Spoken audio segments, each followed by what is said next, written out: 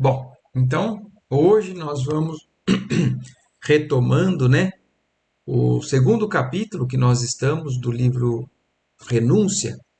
Nós tivemos uma semana de intervalo por conta da atividade lá na feira do livro, mas a gente estava no capítulo onde o Cirilo, né, e a Susana, que são dois primos que estão encarnados na época ali, né, na região da França, e a prima tentando convencer ele de que essa paixão que ele tem por Madalena Villamil não é uma boa coisa, mas ela percebe que ele, por mais que ela mude os argumentos, ele está sempre se defendendo, porque realmente é algo genuíno que ele carrega. E aí a gente terminou no momento em que ela fala que ela não é à altura da posição social dele, né? E que não teria nenhum dote para dar para ele. E ele termina falando: Eu nunca me casarei visando um dote, Suzana. E a partir daí nós vamos continuando. A moça escondia a muito custo o seu rancor, mas ponderou ainda, pois trata-se de questão muito importante. E talvez venha a ser por isso mesmo que Madalena recuse a ceder aos teus caprichos juvenis. Como assim? Interrogou impressionado pela maneira como foram pronunciadas tais palavras. Talvez ignores, disse ela resoluta, como quem guarda os trunfos do jogo para o fim, que a tua eleita está prometida, por decisão dos pais, ao seu primo Antero de Oviedo Villamil, que cresceu ao seu lado como irmão. Dessa vez foi Cirilo a esboçar atitude de estranhado assombro. Sem poder dominar-se, profundo rancor se apossou dele. O ciúme que devastava a jovem Duchesne apuava-lhe agora o coração. Será crível? Perguntou lívido. Sim, disse a moça, gozando com a sua amargura íntima. Dom Inácio, dizem, há quase 2 anos vive à custa do rapaz que não se entregou a tal sacrifício sem um propósito deliberado. É sabido que a prima constitui o seu sonho de amor. Não obstante Madalena pareça insensível a seu afeto. O fato incontestável, todavia, é que a família Villamil está totalmente empenhada neste débito de graves proporções. Então, a Susana ainda tinha algo, né, que ela não estava falando, porque achava que ia convencer de outra maneira, mas agora ela conta o que ela sabe com relação realmente a Madalena estar prometida para o primo. E que esse primo, né, o Antero de Oviedo Villamil, ele é alguém que está bancando a família. Então a família se sente como que na obrigação, devedora do Antero. Cirilo Davenport submergiu-se num mar de reflexões profundas. Não cederia a qualquer obstáculo. Madalena lhe tocara o coração como nenhuma outra mulher. Guardava nos ouvidos o som das suas últimas palavras. Aspirava ainda o perfume da sua mão muito leve entre as harmoniosas vibrações do último bailado. Ouvia enlevado as músicas aragonesas que ela havia dedilhado no cravo ainda na véspera. Seus sentimentos mergulhavam na mesma ansiedade experimentada ao ouvi-la falar da Espanha distante. Os temas castelhanos jamais o haviam preocupado a qualquer tempo e, no entanto, aquela afeição imensa despertava-lhe interesses novos, abrasava-lhe a alma qual vulcão ardente. Estava convicto de que Madalena fora igualmente sensível ao seu amor. Então, depois dessa notícia, né, que a Susana deu, aí ele vivendo, né, uma paixão, mergulhado, né, ele acaba revendo, tentando questionar, né, ver se é recíproco, se realmente apertara-lhe a mão apaixonadamente nos bailados. Seus olhos fulgiam de sublime afeto. Onde estava ele que não houvesse de lutar com o rival até nos confins da terra? Era indispensável afastar Antero de Oviedo a qualquer preço. Sua presença tornava-se indesejável no caminho. De olhos fixos no espaço, desvairado pela emoção que o dominava, o jovem Davenport parecia não mais ver a prima ao lado, nem mesmo a beleza silenciosa do crepúsculo, que se despedia com o fulgir das primeiras estrelas. Não desistirei, bradou em voz alta, como se dialogasse com uma sombra importuna. A gente vê no Cirilo também uma característica de uma certa determinação com relação ao que quer, né, mesmo que passe por cima de algumas coisas. Isso a gente se lembra o porquê que a Alcione reencarnou, né, por querer ajudar um grupo de espíritos que estavam ainda com dificuldades em determinadas posturas, em determinadas obediências aos desígnios, né, de Deus e tudo mais. Então a gente vê aqui, tá, tudo bem que Cirilo e Susana, pelo que a gente viu lá no final dos 50 anos depois, estavam em condições não semelhantes, né? Mas ele estava um pouquinho com alguns méritos a mais. Mas ainda assim, a gente vê na descrição um padrão. Porque assim, a Susana também, ela quer determinada coisa e ela vai mover o que for necessário para conseguir aquilo, mesmo que seja contra a decisão ou o amor, as escolhas de outras pessoas. E agora ele também está demonstrando um padrão mais ou menos parecido. É que ele também está questionando. Parece que a Madalena então quer, é recíproco esse amor, mas ainda assim é um caráter de um espírito que não muitas vezes é resignado às circunstâncias da vida. Não é obediente e resignado como o espírito de Célia, da Alcione, mostram para a gente. Mas aí vamos seguindo. Ouvindo-lhe a exclamação estranha e inesperada, Susana experimentou intenso choque. Aquela sentença, em voz estridente, assustou-a. Tomou-se de justificado receio e exclamou: Vamos, Cirilo. É noite quase fechada e esperam-me para o espetáculo. O moço Davenport, seguido da jovem que lhe acompanhava ao profundo silêncio, procurou o veículo, tomou as rédeas quase maquinalmente e deu o sinal de partir. Susana atirou ao solo algumas azaleias murchas em atitude de enfado, e enquanto ambos se engolfavam em penoso mutismo, a viatura rodou celeremente na direção de uma casa residencial de nobre aspecto, em frente da Ponte do Câmbio, onde a prima se hospedava. Em vão, a jovem Duchesne insistiu para que Cirilo fosse ao teatro.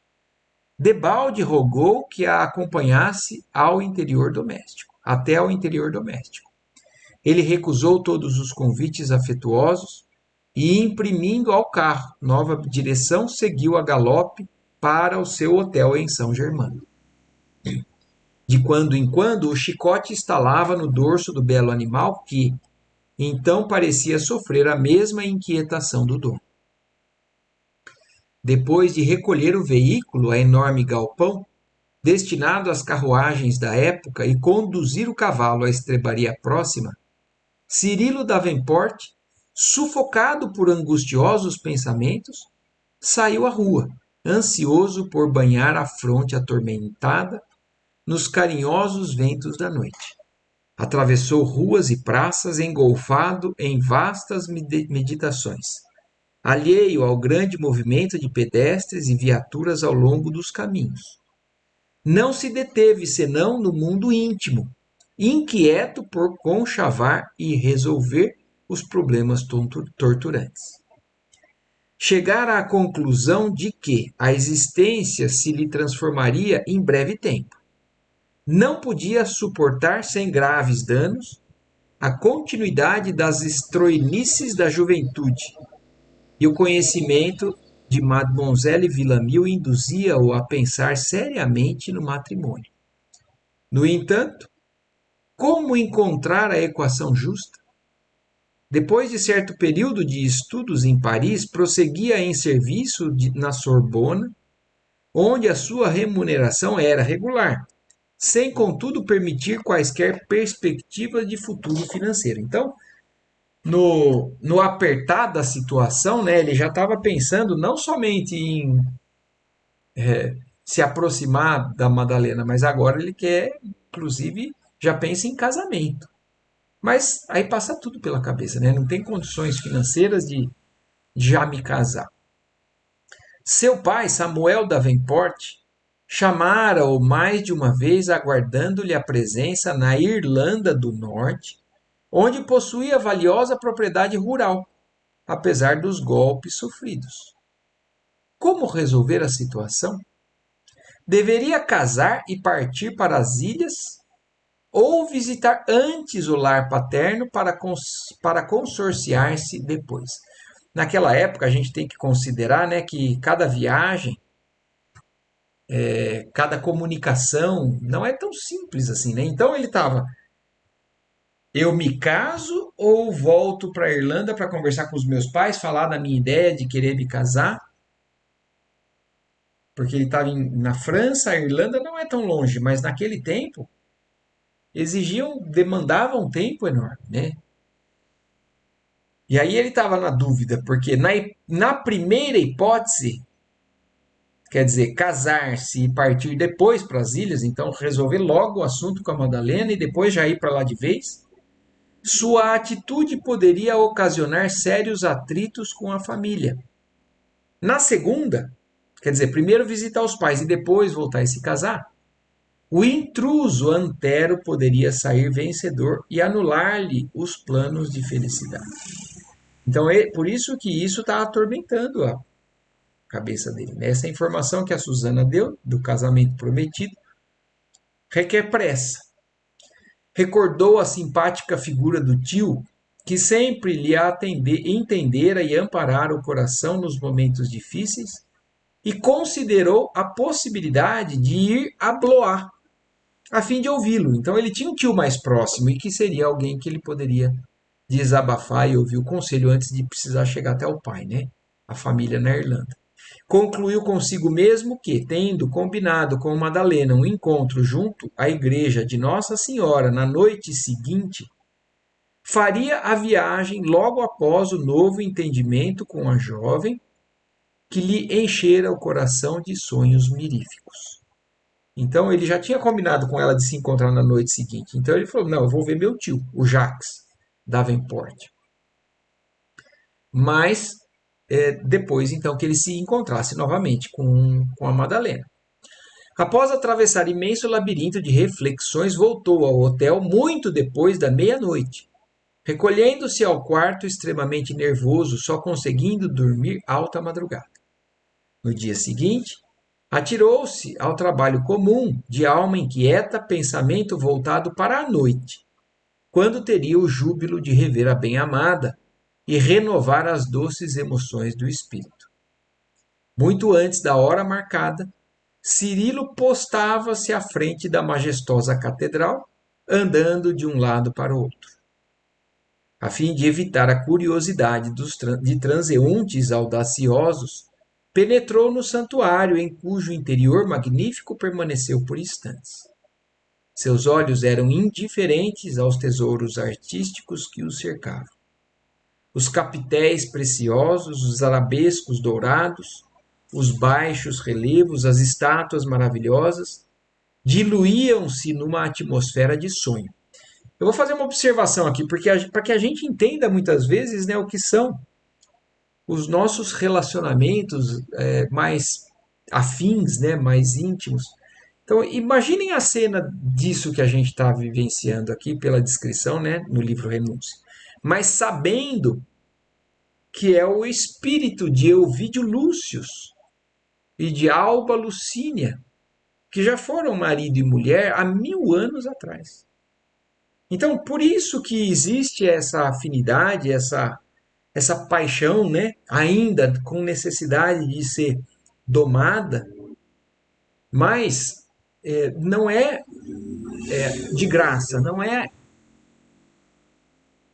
algo sem sentido, essa, essa sintonia, essa afinidade que esses dois espíritos sentem, a ponto dele estar totalmente alheio a tudo que está acontecendo ao redor e está ali na igreja, só esperando esse espírito que é tão significativo para a vida dele. Os capitéis preciosos, os arabescos dourados, os baixos relevos, as estátuas maravilhosas diluíam-se numa atmosfera de sonho. Os sacerdotes e os nichos, as flores e o objeto do culto não lhe falavam ao coração. O pensamento dele estava focado somente no espírito da Madalena. Quando surgiam no alto os primeiros astros da noite, Davenport regressou ao adro, passeando nervosamente ao lado dos belos degraus que davam acesso ao interior do templo, e que o progresso de Paris fez desaparecessem com a elevação do sol.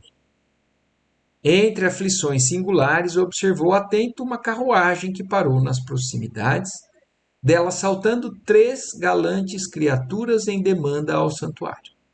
Madalena Villamil, com efeito, junto de Colette e Cecília, 2 amigas da juventude, chegara com o pretexto de participar dos ofícios religiosos da noite. Mas, em breves minutos, favorecida pela conivência das companheiras, insulou-se da romaria devocional em companhia do jovem Davenport, ansiosos ambos pela permuta de impressões afetivas. Então, ela acabou, né? Foi com as amigas como se fosse um pretexto ali, um álibi. Mas chegando lá já se junta rapidamente ao Cirilo, porque os dois estavam ansiosos por esse encontro. Enquanto a viatura permanecia à espera, e ciente de que as amigas se entregavam às práticas religiosas, Mademoiselle Villamil tomava prazerosa o braço que o rapaz lhe oferecia, afastando-se alguns passos ao longo da praça extensa que se rodeava então de casa-velhas. Cirilo sentia-se o mais ditoso dos homens. Por surpreendente e misterioso mecanismo que seu espírito não conseguia compreender, resumia agora na jovem todos os sonhos centrais da existência. Então, olhem aqui, voltando a essa questão que acabamos de falar, né? Algo que ele não conseguia compreender, por que ele sentia algo tão forte por aquela desconhecida, que espiritualmente não é desconhecida. Falou-lhe com o desembaraço dos seus ideais mais íntimos, revelando-lhe profundas impressões de sua alma ardente. Ele próprio estava surpreendido com o manancial de espontânea confiança que lhe brotava do espírito pouco afeito a grandes expansões. Madalena Villamil, em identidade de circunstâncias, tocava-se de sublimes emoções. Não era temperamento que confiasse sentimentos íntimos ao primeiro sinal de afeição. Sua mãe, descendente de nobres familiares do sul da França, e seu pai, antigo fidalgo espanhol, haviam educado a filha única, habituando-a a rigoroso critério no capítulo da vida social. Então, era algo atípico para os dois, essa intimidade, essa liberdade que eles tinham um com o outro. Ela tinha sido educada, inclusive, para não se expor tanto assim a uma pessoa tão nova, né, na vida, sem. Mas são espíritos que têm realmente uma afinidade já de longo tempo. Pela primeira vez, a jovem atendia a um apelo afetivo em lugar público, consagrado no seu modo de entender as exteriorizações das criaturas vulgares e sem título de maior nobreza moral. Então, até para ela, isso que ela estava fazendo era algo que era típico de alguém mais vulgar. Mas, como aquilo estava muito forte, ela se submete, inclusive, a isso que, no seu modo de entender, era algo indigno. O convite de Cirilo fora um tanto chocante para sua vaidade feminina. Entretanto, obedecendo a indefiníveis anseios do coração, acedera em palestrar com o jovem num recanto da via pública, desejando um entendimento recíproco, longe da multidão maliciosa. Além disso, sentia-se receosa de recebê-lo na própria casa, dado o rigorismo da genitora, a muito enferma, e as ruidosas expansões do pai, desligado de qualquer encargo nas esferas políticas e por isso mesmo sempre pródigo de afirmativas chocantes para os costumes franceses. Mademoiselle Villamil julgou imprescindível explicar ao jovem Davenport suas dificuldades domésticas, antes que o rapaz pudesse agasalhar conjecturas menos dignas a respeito dos pais, a quem amava de todo o coração. Então ela se sentia no desejo de, inclusive, já apresentar a situação para ele, se um dia fosse fazer com que o Cirilo chegasse, entrasse na casa dela e conhecesse os pais. Então ela queria contar como eles eram para que ele não fosse pego de surpresa. Somente por isso, e incapaz de resistir ao suave magnetismo que sobre ela exercia o moço irlandês, encontrava-se ali sob o céu estrelado às primeiras horas da noite, trocando confidências. Cirilo começou a comentar a beleza das melodias que ela arrancara do cravo, toda sentimento e vibração, e Madalena relatava ao jovem, muito admirado, os encantadores costumes da sua terra natal, assinalando as palavras com as interessantes características de quem se não achava absolutamente senhora da língua francesa. Tudo, porém, que constituía alguma coisa de sua personalidade era graça e leveza aos olhos e ouvidos do moço Davenport, que se sentia transportado a um plano de felicidade divina em sua companhia. A certa altura do amoroso colóquio, Cirilo exclamou, algo perturbado por trazer à tona a súmula de suas cogitações mais íntimas. Madalena, ocioso é dizer-te da minha infinita afeição. Saberás entender o sentido de minhas palavras. Nunca me conformei com as atitudes superficiais, nem posso aprovar os desvarios da juventude contemporânea. Digo, a fim de que não vejas laivos de leviandade nas minhas palavras. Amo-te muito, e estes poucos dias de convivência bastam para que conheça tua soberania no meu coração, onde ocupas lugar insubstituível. Mas poderei contar com o teu amor para sempre? Então ele se declara, né, e pede para saber sobre a reciprocidade desse sentimento. A essa pergunta direta, a jovem respondeu extremamente confundida. Sim, sempre idealizei uma criatura que me compreendesse inteiramente, e agora que nos encontramos, tenho a esperança de poder edificar um castelo de suprema ventura.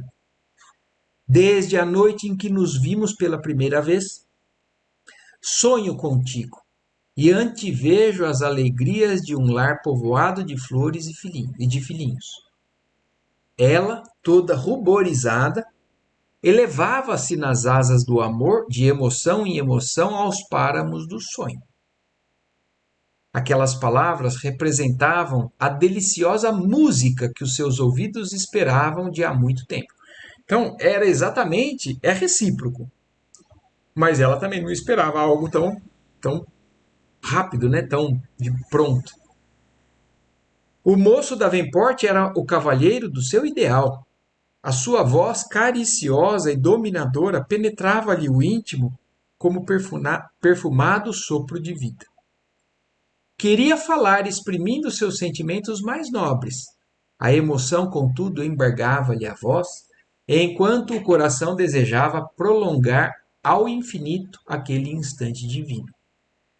Compreendendo-lhe o silêncio, o rapaz recordou as advertências de Susana, fez um gesto significativo e acentuou: No entanto, Madalena, tenho o coração oberado de presságios tristes. Dizem que o sofrimento é comum aos que se amam. Todavia, trago o espírito ansioso por esclarecimentos mais amplos. Por quê? Indagou a jovem no impulso instintivo de anular qualquer dúvida. Revelando profunda preocupação, ele acrescentou como que medindo a responsabilidade de cada palavra. Ninguém disputa comigo o tesouro do teu coração? Que dizes? Retrucou a moça com grande surpresa.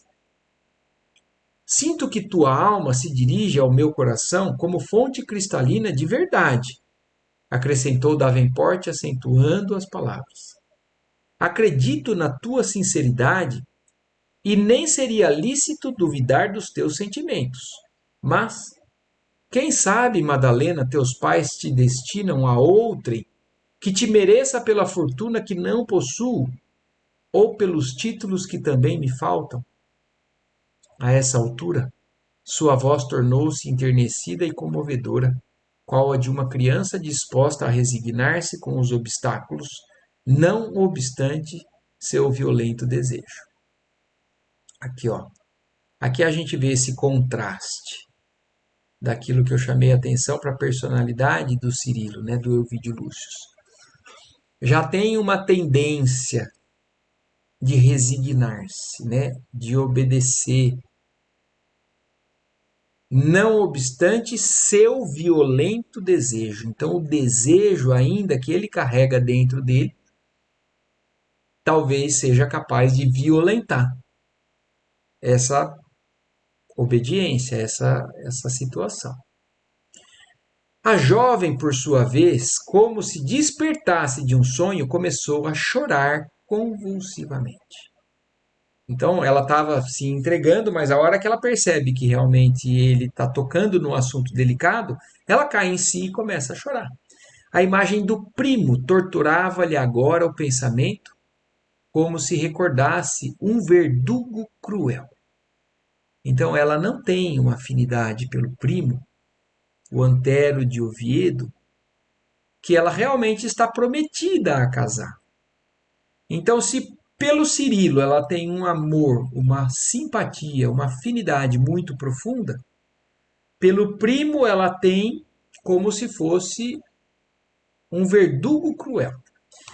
E a bênção que o Espiritismo nos traz, porque assim, ó, lendo o Renúncia, sem ter informações que o próprio Chico traz, através daquele outro livro que eu já citei aqui, né, o livro, vamos aqui, ó, Sementeira de Luz.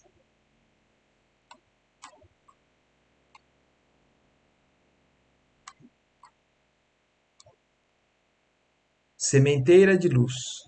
No quadro aqui que fala sobre reencarnações, vamos entender melhor, né? Então, ó, Alba Lucínia é hoje Madalena Villamil. Cláudia Sabina é hoje Susana Duchesne.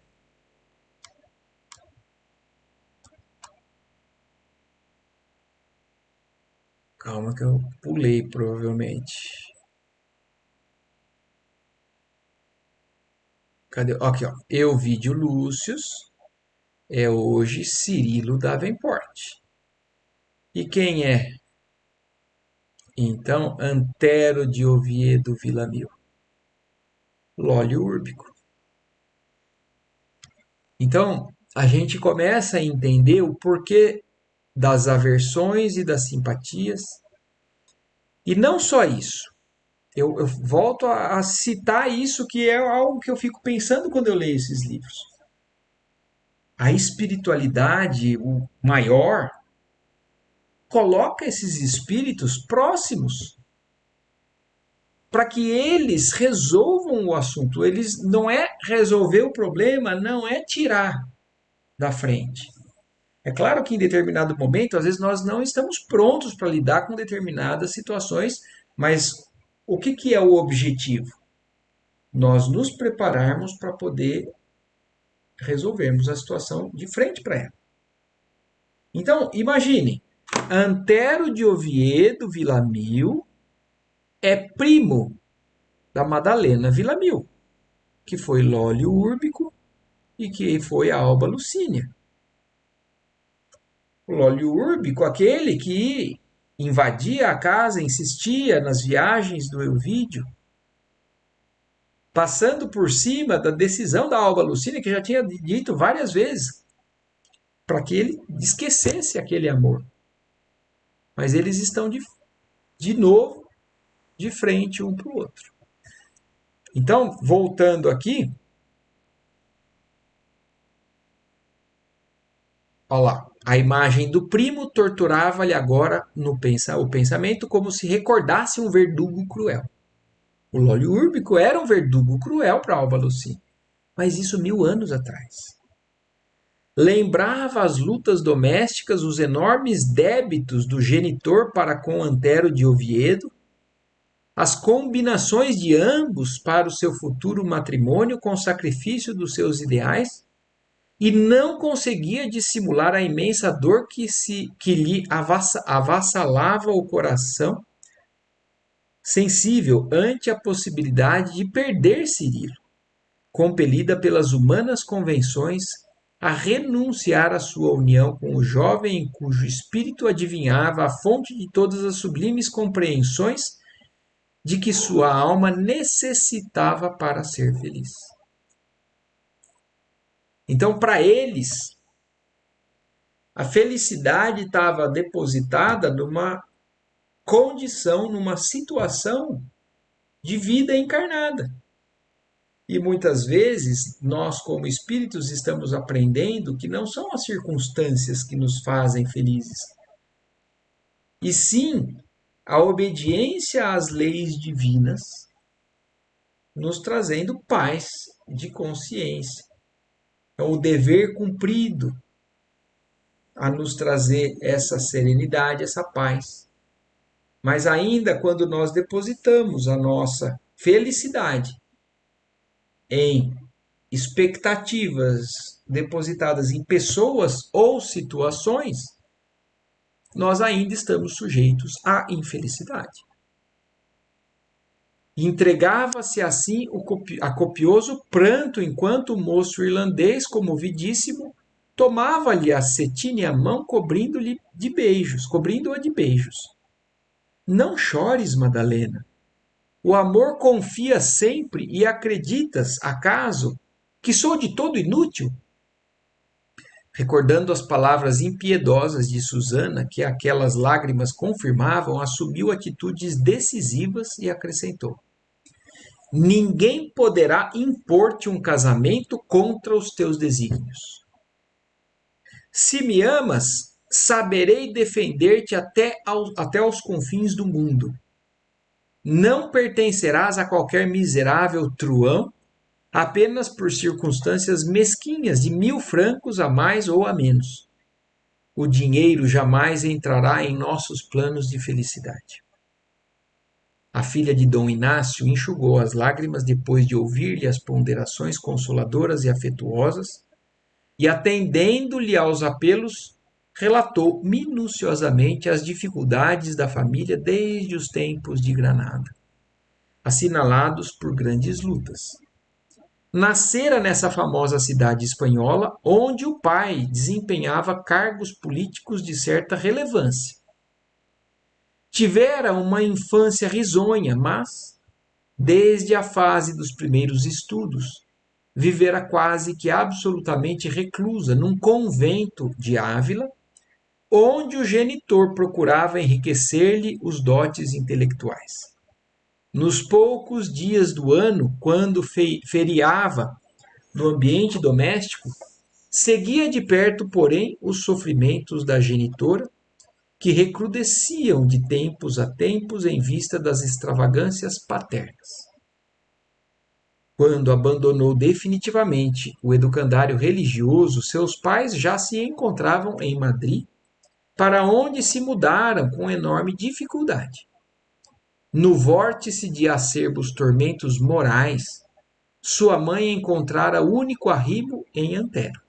Então, o pai da Madalena tinha algumas extravagâncias, né, algumas atitudes que foram consumindo os recursos da família, e nessa luta a mãe teve que se apoiar nesse que era sobrinho do marido, o Antero de Oviedo. Sobrinho do marido criado com toda a dedicação e ternura maternais. Seus pais haviam adotado o rapaz de pequeno como próprio filho.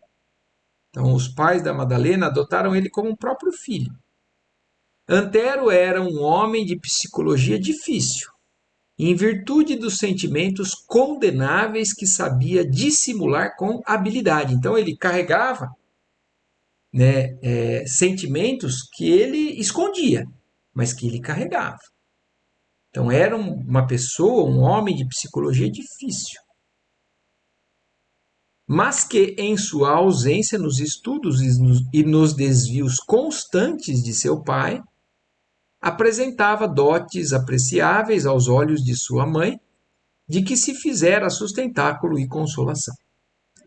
Permaneciam em Madrid, completamente arruinados, quando o casamento da filha de Filipe IV com Luís, a filha de Filipe IV com Luís XIV, deu ensejo a que o progenitor e o primo se colocassem otimamente em funções de natureza política.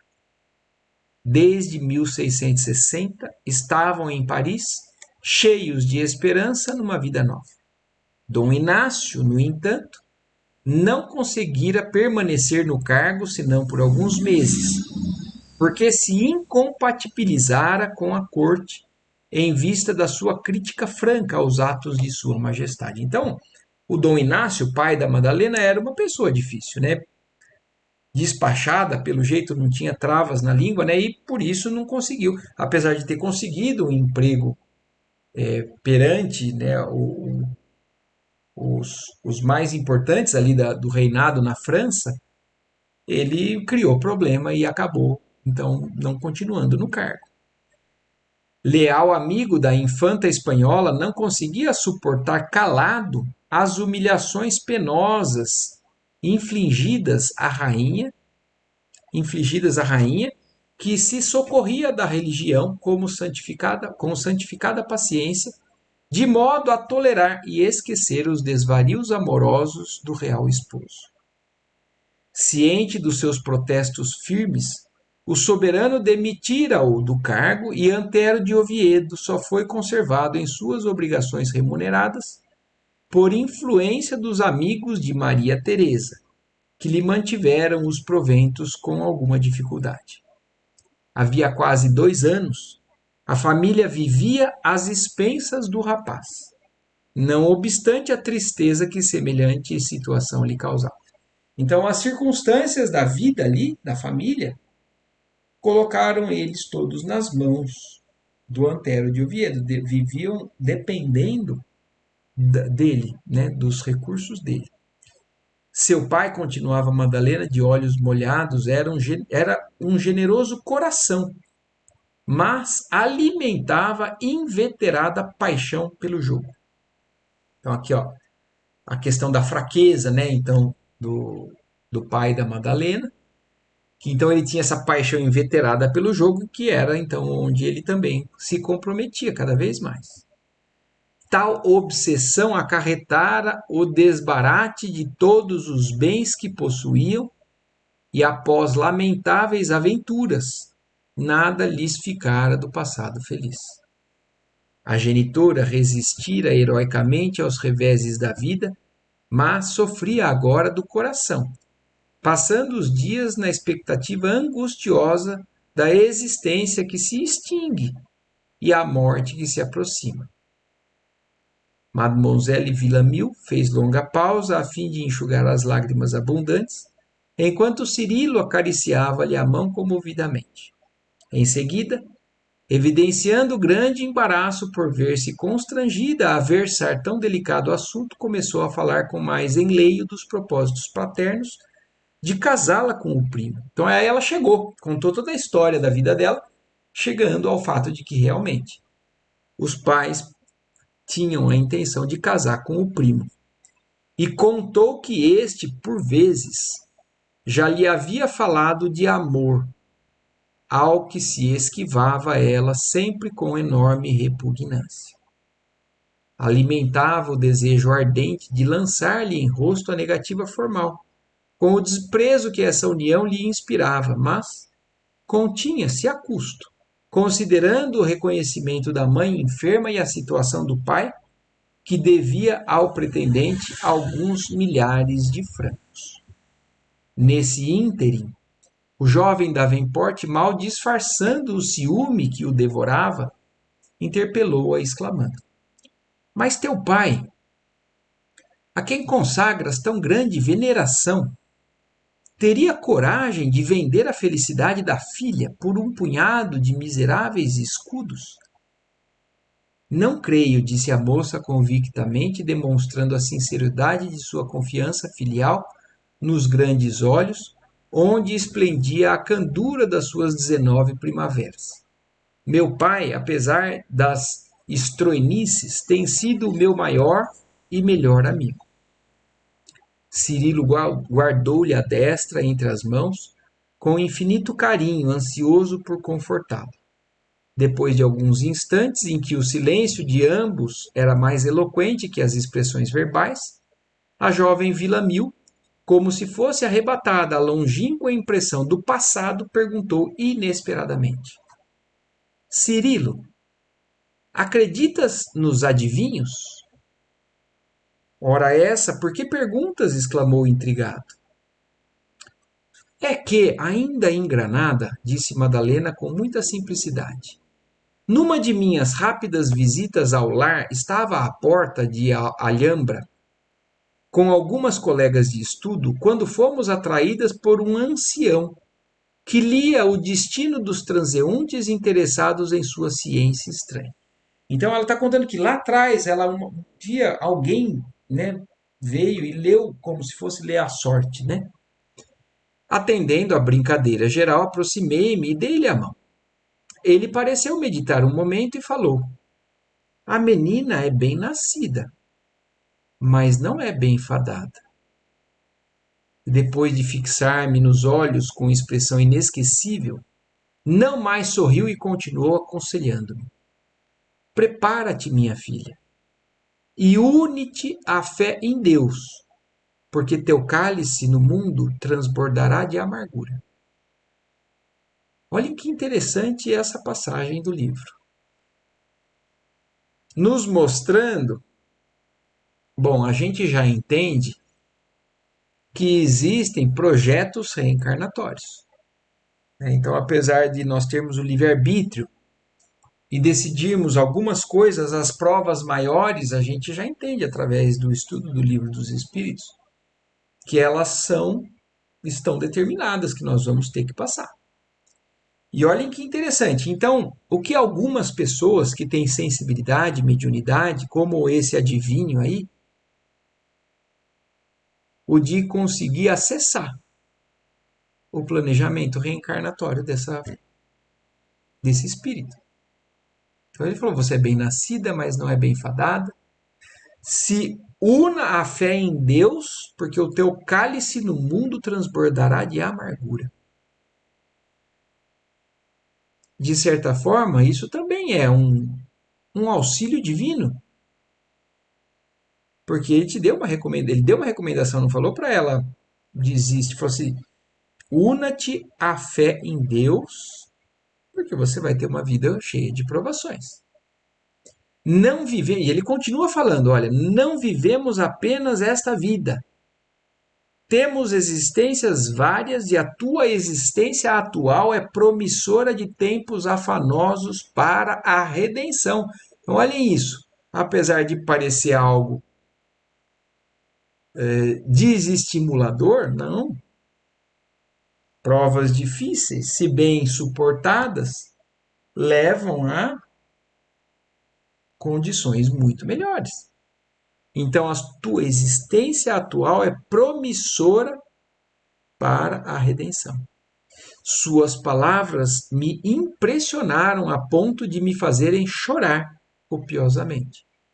Senti enorme abalo e foi preciso que as amigas me reconduzissem à casa, onde fui compelida a acamar-me. Então, por questão da dificuldade das situações que eles estão ali vendo, que a vida deles está levando, ela se lembra desse alerta, desse adivinho, e fala isso para Cirilo. Você acredita? Isso é possível? E aqui, então, o Cirilo vai, na verdade, agora questionar um monte de coisa, mas eu acho que por hoje nós vamos parar por aqui, porque ainda vai mais um pouquinho a conversa deles, e aí dando sequência, mas só para a gente refletir com relação a isso, ao, ao que está acontecendo, mas o que é determinado, né, para a vida deles. Então não é ao acaso que eles estão juntos novamente, é justamente para que eles vivam situações e tenham a oportunidade de mostrar que aprenderam a se resignar, aprenderam a dominar suas paixões, que isso tudo é o que nós estamos também fazendo, né, aqui encarnados. Então, é curioso, né, essa cena desse adivinho, e nós vamos parar por aqui. Semana que vem, a gente vai então dar sequência a partir da resposta do Cirilo com relação a essa história que ela conta do adivinho ali, que aconteceu em Granada, né, anos atrás. Certo? Ei, Alguma observação que vocês queiram fazer? Alguma dúvida? não, não, só esperar o final Tá do bom, né? Nós, desenho. nós ainda temos bastante capítulo, nós estamos chegando na metade do capítulo, mas pelo menos o desfecho aí dessa história a gente já vai ver na semana que vem. Certo? Tá certo. Maravilha, então. Então, boa noite para todos. Agradecemos a Deus mais uma vez aqui pela oportunidade e uma ótima semana também. Ótima semana, Marcos, para Mas, tchau, todos. tchau.